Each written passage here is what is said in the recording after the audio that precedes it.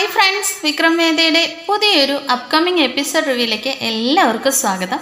അങ്ങനെ നമ്മുടെ വിക്രമാണെങ്കിൽ നല്ല ഉറക്കത്തിലാണ്. ഉറക്കത്തിൽ സ്വപ്നം കണ്ടുകൊണ്ടിരിക്കുന്നത് വിക്രം വേദയുടെ കഴുത്തിൽ താലി അണിയുന്നതാണ് കേട്ടോ. അങ്ങനെ ഉറക്കത്തിൽ നിന്ന് ചാടി എഴുന്നേൽക്കുകയാണ് വിക്രം ആകെ വിയർത്ത് ആകെ ഒരു പേടിച്ച മട്ടാണ് കേട്ടോ. ജഗ്ഗിലിരുന്ന വെള്ളമൊക്കെ എടുത്ത് പെട്ടെന്ന് മടമടാന്ന് കുടിക്കുകയാണ്. എന്നിട്ട് പെട്ടെന്ന് തന്നെ സമയം നോക്കുമ്പോൾ വെളുപ്പിനെ 3 മണിയായിട്ടുണ്ടാവും. വിക്രം ഇങ്ങനെ മനസ്സിൽ ചിന്തിക്കുന്നുണ്ട്, ഈശ്വര വെളുപ്പാങ്കാലത്ത് കണ്ട സ്വപ്നമാ, ഇതെന്തായാലും നടക്കുമോ എന്നിങ്ങനെ ചിന്തിക്കുകയാണ് കേട്ടോ. അങ്ങനെ വിക്രമാണെങ്കിൽ എഴുന്നേറ്റിങ്ങനെ നോക്കുമ്പോഴേക്കും വേദ നല്ല ഉറക്കത്തിലാണ് കേട്ടോ. അങ്ങനെ വിക്രം കിടന്നങ്ങ് ഉറങ്ങുന്നുണ്ട്. ഉറങ്ങി നന്നായിട്ട് അങ്ങ് ഉറങ്ങിപ്പോവാണ് കേട്ടോ. രാവിലെ തന്നെ വേദ ചായയും കൊണ്ട് വരുന്നുണ്ട്. വിക്രം നല്ല ഉറക്കത്തിലാണല്ലോ. അപ്പോൾ വേദയാണെങ്കിൽ ആ ചായ ഗ്ലാസ് കൊണ്ടുവന്നിട്ട് പെട്ടെന്ന് തന്നെ വിക്രമിൻ്റെ കയ്യിലേക്ക് ഇങ്ങനെ ചൂട് പൊള്ളിക്കാണ് കേട്ടോ. അയ്യോ എന്ന് പറഞ്ഞിട്ട് വിക്രം ചാടി എഴുന്നേൽക്കുന്നുണ്ട്. അപ്പോഴേക്കും നീ എന്താ ഇവിടെ നിന്ന് ഇങ്ങനെ വേദയോട് ചോദിക്കുകയാണ് കേട്ടോ. അപ്പോഴേക്കും ഞാനിതിനെ ഇവിടെ വന്നതെന്ന് നിങ്ങൾക്കറിയില്ലേ? അയ്യോ നിങ്ങളുടെ സുന്ദരമായ മുഖം ഒന്ന് കാണാൻ വേണ്ടി വന്നതാ. അയ്യോ സോറി കേട്ടോ, സുന്ദരമല്ല, ഈ മരമോന്ത കാണാൻ വേണ്ടി വന്നതാന്ന് ഇങ്ങനെ പറയാം കേട്ടോ. അപ്പോഴേക്കും വിക്രം ചോദിക്കുന്നുണ്ട്, അതേടി മരമോന്ത തന്നെയാണ്, ഇതെല്ലാം നിനക്കറിയാലോ, പിന്നെ എന്തിനാ ഇനിയിപ്പോൾ കെട്ടിയേ മതിയാവൂന്നും പറഞ്ഞ് ഇങ്ങനെ നിൽക്കുന്നത്? നിനക്കങ്ങ് പോയി നല്ല മോന്തയുള്ളവനെയൊക്കെ കെട്ടി സുഖമായിട്ട് ജീവിച്ചൂടെ എന്നിങ്ങനെ ചോദിക്കുക കേട്ടോ. അങ്ങനെ വേദ പറയുന്നുണ്ട്, അതെ ഞാനിപ്പോൾ അങ്ങനെ പോകാൻ വേണ്ടിയിട്ട് ഉദ്ദേശിച്ചിട്ടില്ല എന്ന് പറഞ്ഞിട്ട് നിങ്ങൾക്ക് ചായ വേണം എടുത്ത് കുടിക്കുമെന്ന് പറഞ്ഞിട്ട് വിക്രമിന് ചായ അവിടെ വെച്ചിട്ട് വേദ അവിടെ നിന്ന് പോകുന്നുണ്ട് കേട്ടോ. പിന്നീടായിട്ട് കാണിക്കുന്നത് നമ്മുടെ ശ്രീജയും നന്ദിനിയും കൂടി ഇങ്ങനെ പത്രം വായിച്ചുകൊണ്ടിരിക്കുകയാണ് കേട്ടോ. നന്ദിനി പത്രം വായിച്ചുകൊണ്ട് ഇങ്ങനെ ഇരിക്കുമ്പോഴേക്കും ഈ വിവാഹ ഫോട്ടോ കാണുന്നുണ്ട്. മാരേജിന് മുമ്പ് എടുത്തിട്ടുള്ള ഫോട്ടോ ഇങ്ങനെ കാണിച്ചിട്ട് ശ്രീജയോടായിട്ട് പറയുന്നുണ്ട്, ഇത് കണ്ടോ ശ്രീജേച്ചി, കല്യാണത്തിന് മുമ്പ് ഇങ്ങനെ ചെറുക്കനും പെണ്ണും കൂടി ഫോട്ടോയൊക്കെ എടുത്ത് പത്രത്തിലൊക്കെ കൊടുക്കുമല്ലേ, നമ്മുടെ കല്യാണത്തിൻ്റെ സമയത്തൊന്നും ഇങ്ങനെയൊന്നും ഉണ്ടായിരുന്നില്ലല്ലോ എന്നിങ്ങനെ പറയാം കേട്ടോ. അപ്പോൾ ശ്രീജ പറയുന്നുണ്ട്, അതിനെന്താ നന്ദിനി, ഇനി വിക്രമിൻ്റെ വേദിയുടെയും വിവാഹം നടക്കുകയല്ലേ, അപ്പോൾ അവരുടെ ഫോട്ടോ നമുക്കെടുത്ത് ഇങ്ങനെ പത്രത്തിൽ കൊടുക്കാമെന്നിങ്ങനെ ശ്രീജ പറയുന്നുണ്ട് കേട്ടോ. ഇത് കേട്ടിട്ട് നന്ദിനിയുടെ മുഖം അങ്ങ് വല്ലാതെ ഇങ്ങനെ ആയി പോകുന്നുണ്ട്. അങ്ങനെ കമലാമ്മയും മാഷും കൂടി അങ്ങോട്ടേക്ക് വരുന്നുണ്ട് കേട്ടോ. ഇത് കണ്ടിട്ട് പെട്ടെന്ന് ശ്രീജ പത്രം ഇങ്ങനെ മടക്കി അങ്ങോട്ടേക്ക് വെക്കുകയാണ്. മാഷാണെങ്കിൽ ആ പത്രം വായിക്കാനായിട്ട് എടുത്തുകൊണ്ട് പോയി വായിക്കുന്നുണ്ട് കേട്ടോ. കമലാമ്മ മാഷിന് ചായ കൊണ്ട് കൊടുക്കുന്നുണ്ട്. അങ്ങനെ ശ്രീജയാണെങ്കിൽ കമലാമ്മയോടായിട്ട് പറയുന്നുണ്ട്, അമ്മേ ഇത് കണ്ടോ, എല്ലാവരും ഇപ്പോൾ വിവാഹത്തിന് മുമ്പ് നല്ല ഫോട്ടോസൊക്കെ എടുത്ത് പത്രത്തിലൊക്കെ പരസ്യം ചെയ്യാറുണ്ട്. നമുക്ക് വിക്രമിൻ്റെയും വേദയുടെയും ഇതുപോലുള്ള കുറേ നല്ല ഫോട്ടോസ് എടുക്കണ്ടേ എന്നിങ്ങനെ പറയാം കേട്ടോ. ഇത് കണ്ടിട്ട് മാഷാണെങ്കിൽ ശ്രീജയെ ദേഷ്യത്തോടെ ഇങ്ങനെ നോക്കുന്നുണ്ട്.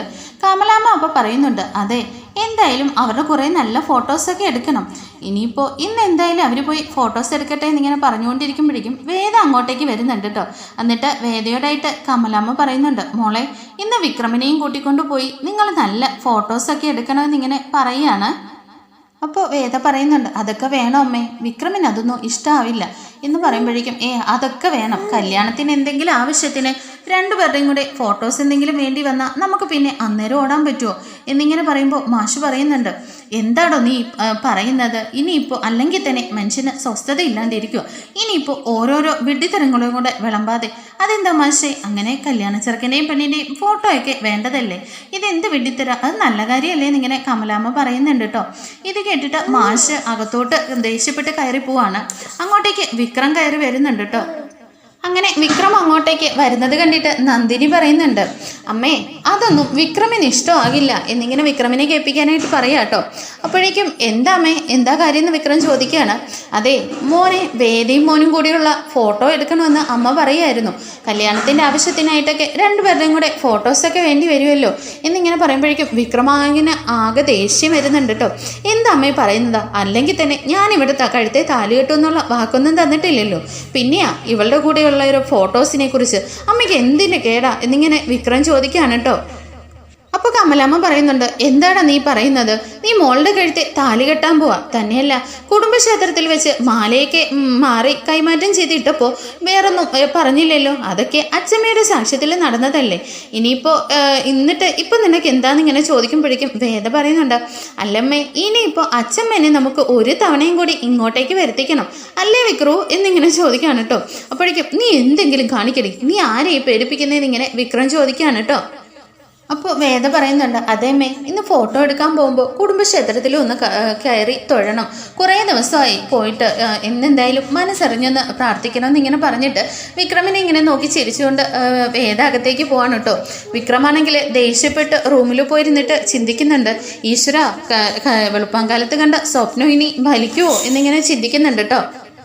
അങ്ങനെ നമ്മുടെ വേദയാണെങ്കിൽ ഒരുങ്ങി സുന്ദരിയായിട്ട് വരുന്നുണ്ട് കേട്ടോ. അങ്ങനെ വിക്രം വേദയും കൂട്ടിയിട്ട് കമലാമ്മയുടെ നിർബന്ധപൂർവ്വം ഫോട്ടോ എടുക്കാനായിട്ടൊക്കെ പോകുന്നുണ്ട്. നല്ല ഫോട്ടോസൊക്കെ എടുത്തിട്ട് ഇങ്ങനെ വേദ ഈ ഫോട്ടോയൊക്കെ നോക്കിക്കൊണ്ട് വിക്രമിനോട് പറയുന്നുണ്ട്, ആഹാ കണ്ടോ നല്ല ഫോട്ടോ, ഇത് കൊണ്ടുപോയി സൂക്ഷിച്ച് വെക്കണമെന്ന് ഇങ്ങനെ പറയാട്ടോ.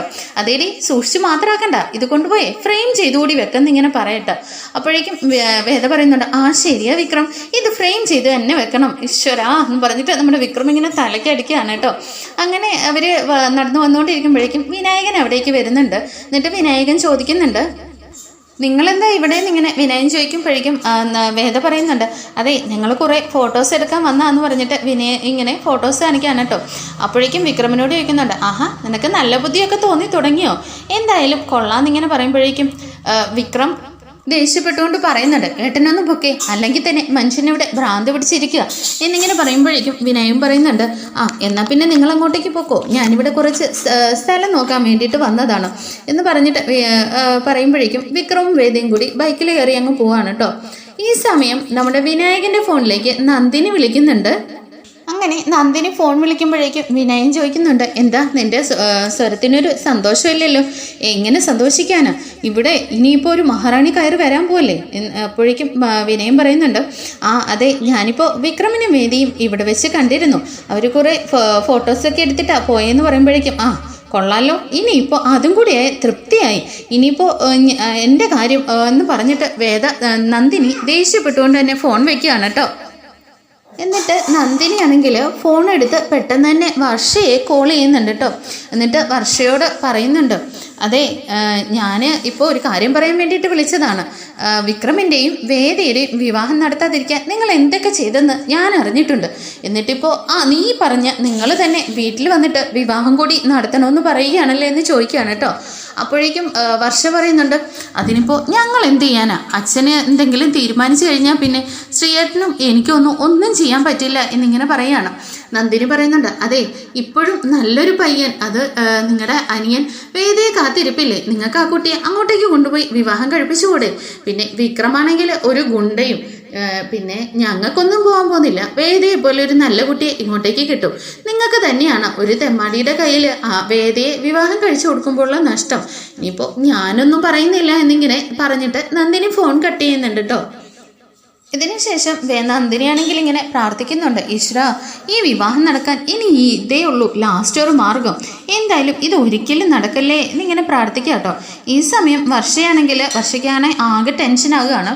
വർഷ പെട്ടെന്ന് ശ്രീകാന്തിനെ വിളിക്കുന്നുണ്ട് കേട്ടോ. എന്നിട്ട് ശ്രീയേട്ടാ ഇനിയിപ്പോൾ എന്താ ചെയ്യുക, ദർശനെ ഇനി ഒരിക്കലും വേദയെ കിട്ടാനായിട്ട് പോകുന്നില്ല, ഇനി അവന് ഒരു പ്രതീക്ഷ ഉണ്ടായിരുന്നു വേദയെ കിട്ടുമെന്ന്, ഇനിയിപ്പോൾ അവന് എങ്ങനെ സഹിക്കും, വേദയെ പോലെ ഒരു നല്ല കുട്ടിയെ കിട്ടാൻ അവന് യോഗ്യമില്ലല്ലോ, അതും ഒരു ഗുണ്ടയുടെ കയ്യിലാണല്ലോ വേദ ചെന്ന് പെട്ടതെന്ന് പറയുമ്പോഴേക്കും ശ്രീകാന്ത് ആണെങ്കിൽ ഇങ്ങനെ വിക്രമിനെ കുറിച്ച് ഓർക്കുന്നുണ്ട് കേട്ടോ.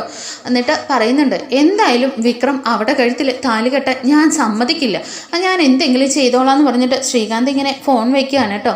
ഈ സമയം നമ്മുടെ വേദയും വിക്രം കൂടി ക്ഷേത്രത്തിൽ പോകാനായിട്ട് ഫോട്ടോ എടുത്തു കഴിഞ്ഞിട്ട് ക്ഷേത്രത്തിലേക്ക് പോകാനായിട്ട് വരുവാണ് കേട്ടോ. അങ്ങനെ അമ്പലത്തിൽ ചെല്ലുമ്പോഴേക്കും വേദയാണെങ്കിൽ വിക്രമിനോടായിട്ട് പറയുന്നുണ്ട്, ഈ ക്ഷേത്രം നിങ്ങൾക്ക് ഓർമ്മയുണ്ടോ, നിങ്ങളെ എൻ്റെ കഴുത്തിൽ താലി കെട്ടിയത് ഈ ക്ഷേത്രത്തിൽ വെച്ചാ എൻ്റെ ജീവിതം മാറി മറിഞ്ഞത്. പിന്നെ ഒരു കുട്ടിക്കാലത്ത് ഒരുപാട് കഥകളുമായിട്ട് എൻ്റെ മുത്തശ്ശി ഇവിടെ വന്നിരുന്ന് പറഞ്ഞു തരുമായിരുന്നു, ഒരുപാട് സ്വപ്നങ്ങൾ കണ്ട ക്ഷേത്ര നടയായത് എന്നും പറഞ്ഞിട്ട് ഇങ്ങനെ പറയുമ്പോഴേക്കും വിക്രം പറയുന്നുണ്ട്, മതി നിൻ്റെ പുരാണം പറച്ചിലൊക്കെ, നീ തൊഴുന്നുണ്ടെങ്കിൽ പോയി തൊഴുതിട്ട് വാ, എനിക്ക് പോകണമെന്ന് ഇങ്ങനെ പറയാട്ടോ. അപ്പോഴേക്കും വേദ പറയുന്നുണ്ട്, അതെ ഞാൻ തനിയെ തൊഴാൻ വേണ്ടിയിട്ടല്ല നിങ്ങളെയും കൂട്ടിയിട്ട് ഇങ്ങോട്ടേക്ക് വന്നത്, വന്നത്. നിങ്ങളും എൻ്റെ കൂടെ വന്നേ മതിയാവും ഇങ്ങനെ പറയാട്ടോ. പിന്നെ ഞാൻ അമ്മ വിളിച്ചാൽ പോലും തൊഴാനായിട്ട് കയറിപ്പോയില്ല. എനിക്കിതിനകത്തൊന്നും വലിയ വിശ്വാസമില്ല. നീ അങ്ങ് പോയി തൊഴുതിട്ട് വന്നാൽ മതി എന്നിങ്ങനെ പറയാട്ടോ. അപ്പോഴേക്കും വേദ പറയുന്നുണ്ട്, നിങ്ങൾ എന്തോ ആയി പറയുന്നത്? ഇനിയിപ്പോൾ നമ്മുടെ വിവാഹം നടക്കാൻ വേണ്ടി പോവാണ്, എൻ്റെ കൂടെ വന്ന് തൊഴുതെന്ന് ഇങ്ങനെ പറയുമ്പോഴേക്കും നിന്നെ ഞാൻ താലി കെട്ടാനല്ലേ പോകുന്നത്, നിന്റെ കഴുത്തിൽ കയറ കെട്ടാൻ പോകുന്നതെന്ന് ഇങ്ങനെ പറയാട്ടോ. അപ്പോഴേക്കും വേദയ്ക്കാണെങ്കിൽ ആകെ പെട്ടെന്നൊരു സങ്കടം വരുന്നുണ്ട്. ഈ ക്ഷേത്രനടയിൽ വെച്ച് നിങ്ങൾ എന്താ പറയുന്നതെന്ന് നിങ്ങൾക്ക് വല്ല ബോധമുണ്ടോ എന്നിങ്ങനെ ചോദിക്കുകയാണ്. എന്നിട്ട് വേദ ഇങ്ങനെ പോകുമ്പോഴേക്കും വിക്രമും കൂടെ തൊഴാനായിട്ട് പോകുന്നുണ്ട് കേട്ടോ. അങ്ങനെ വേദയാണെങ്കിൽ ക്ഷേത്രത്തിൽ പോയിട്ട് നിന്ന് കണ്ണടച്ചിങ്ങനെ പ്രാർത്ഥിക്കുകയാണ് കേട്ടോ.